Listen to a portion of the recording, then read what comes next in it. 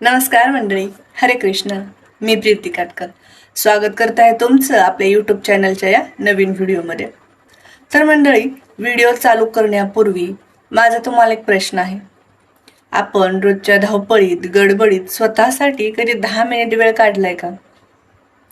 90% लोकांचं उत्तर हे नाहीच असेल. 10% लोक हे स्वतःवरती प्रेम करतात, स्वतःची काळजी घेतात, स्वतःसाठी वेळ काढतात. मग आपण सुद्धा त्या 10% लोकांमध्ये यायला पाहिजे, बरोबर ना?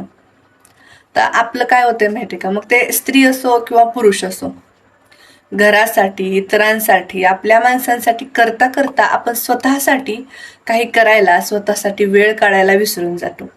मी म्हणत नाही की इतरांसाठी करणं, आपल्या माणसांसाठी करणं चुकीचं आहे, पण ते सगळं करता करता स्वतःचं अस्तित्व असेल, स्वतःच्या आवडीनिवडी असतील, त्या सगळ्या पण आपण जपल्या पाहिजेत. हा, आपल्याला फार वेळ मिळत नाही, पण त्यात थोडाफार तरी जपण्याचा प्रयत्न केला पाहिजे.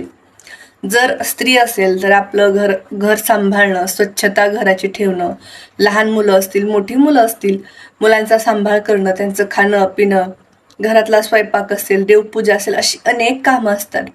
ती सगळी पार करत करत ती स्वतःसाठी जेवायला सुद्धा वेळ काढायला पटपट पटपट जेवून घेते. स्वतःसाठी जेवणासाठी सुद्धा कधी कधी ती वेळ काढत नाही, काहीतरी काम करत करत जेवण करून घेते.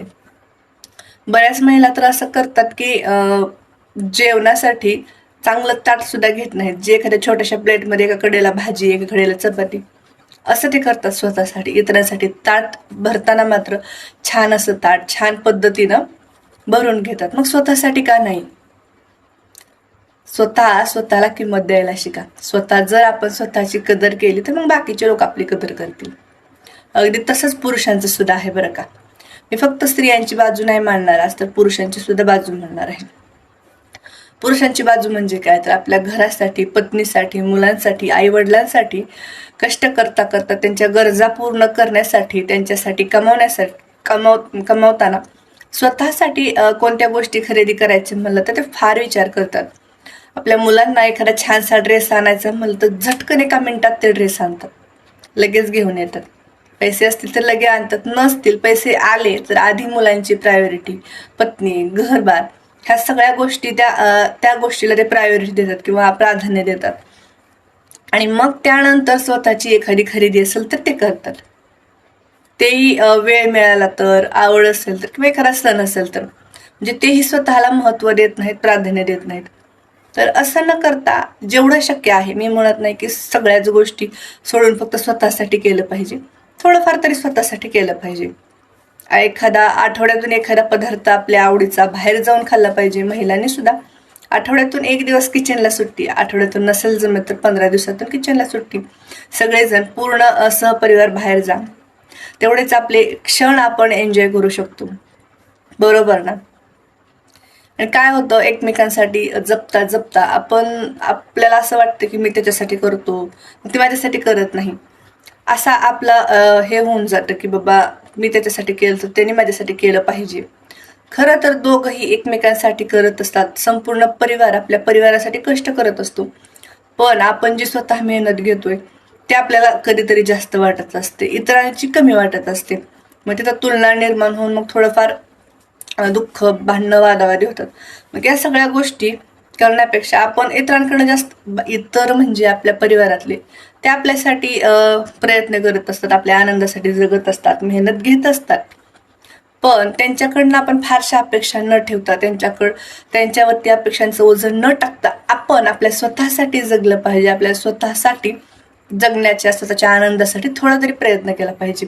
आणि या विचारांमधून मला एक छोटीशी कविता सुचलेली आहे, ती तुमच्यासोबत शेअर करते. आणि ती कविता कशी वाटते हे मला कमेंटमध्ये नक्की सांगा. आणि माझं हे म्हणणं पटत असेल, सहमत असेल तर व्हिडिओ नक्की लाईक करा. चला तर मी कविता वाचून दाखवते. कवितेचं शीर्षक आहे आपल्यासाठी आपण. आपल्यासाठी आपण. आपण इतरांसाठी असतो, आपले परिवार आपल्यासाठी असतो, तरी देखील त्याच्यातून सुद्धा आपण आपल्यासाठी जगलं पाहिजे. आपल्यासाठी आपण कसं झालं पाहिजे हे मी याच्यातून सांगण्याचा छोटासा प्रयत्न केलेला आहे. तर बघा, घड्याळाच्या काट्यावर आयुष्य रोज पळतंय. घड्याळाच्या काट्यावर आयुष्य रोज पळतंय. इतरांसाठी जगताना मन मात्र फुलांसारखं कोमेजतंय. इतरांसाठी जगताना मन मात्र फुलांसारखं कोमेजते. कामाचा तो डोंगर कधीच संपणार नाही. कामाचा तो डोंगर कधीच संपणार नाही. स्वतःसाठी थोडा वेळ दिल्याशिवाय कळी मनाची खुलणार नाही. स्वतःसाठी थोडा वेळ दिल्याशिवाय कळी मनाची खुलणार नाही. जरा बाजूला ठेवून बघ सगळी कामं आणि पसारा. जरा बाजूला ठेवून बघ सगळी कामं आणि पसारा. शांत चित्ताने शोध तुझाच तू निवारा.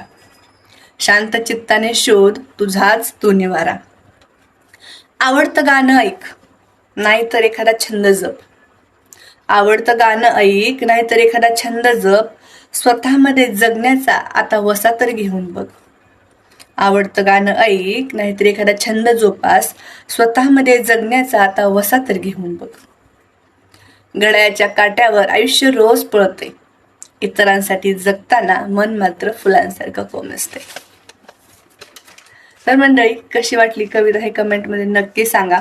व्हिडिओ आवडला असल्यास लाईक शेअर नक्की करा आणि अशाच वेगवेगळ्या छान छान व्हिडिओसाठी आपल्या चॅनलला नक्की सबस्क्राईब करा.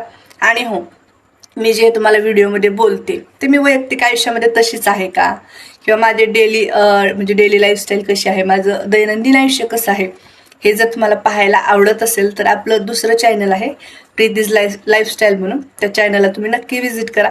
तिथले व्हिडिओ तुम्ही पाहू शकता. आवडले तर लाईक शेअर सबस्क्राईब नक्की करा. तर त्याची लिंक मी डिस्क्रिप्शन बॉक्समध्ये देईल आणि सोबत कमेंट बॉक्समध्ये सुद्धा नक्की देईल. तर नक्की व्हिजिट करा. तर चला भेटूयात पुढच्या व्हिडिओमध्ये. तोपर्यंत नमस्कार, हरे कृष्ण. काळजी घ्या आणि हो, स्वतःसाठी थोडं तरी जगायला शिका, स्वतःला जपायला शिका. तर बाय बाय.